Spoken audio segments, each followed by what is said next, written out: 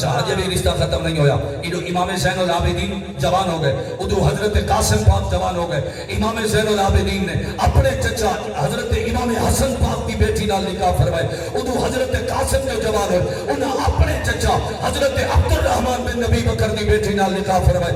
اور ذرا توجہ چاہتے باوے امام زین العابدین نے جو اپنے چچا کی بیٹی نال نکاح فرمائے، اللہ نے میرے امام نے بیٹا عطا فرمائے۔ میرے امام زین العابدین نے اپنے بیٹے کا نام رکھے امام محمد باقر۔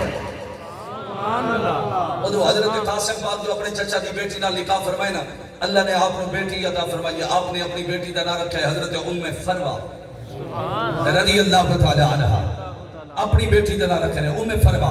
ہن وقت توجہ رکھے، ادھو امام باقر پاک جوان ہو گئے، ادھو حضرت ام فروا پاک جوان ہو گئی، توجہ جملے تے ہوئے جوان ہو گئی۔ اچھا تمہارا بیٹا جوان ہوئے، رشتہ لب دے ہو نا، رشتہ لب دے رہے، اچھا رشتہ لبانے لے کیڑیاں کیڑیاں گالی دا خیال کرنے دے کہ جس بیٹی نال نکاح ہوئے بیٹی بھی چنگی ہوئے، دشمن دے بیٹے نال کرن دے آسان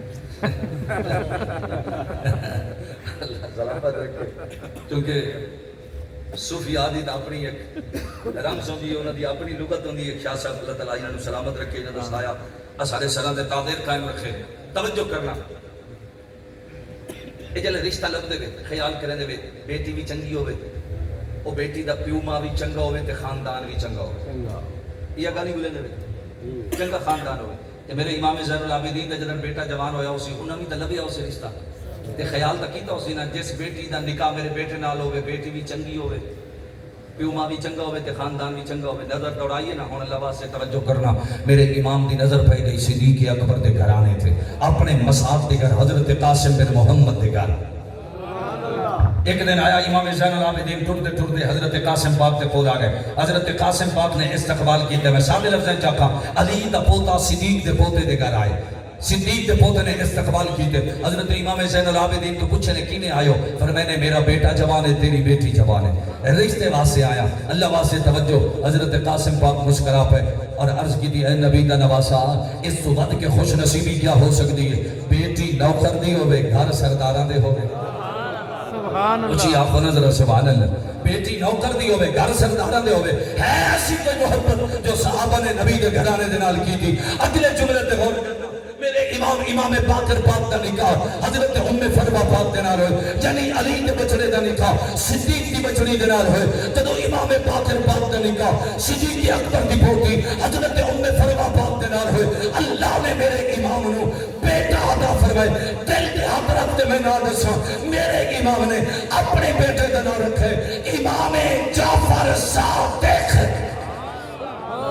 اونچی آپ اللہ اکبر یا رسول اللہ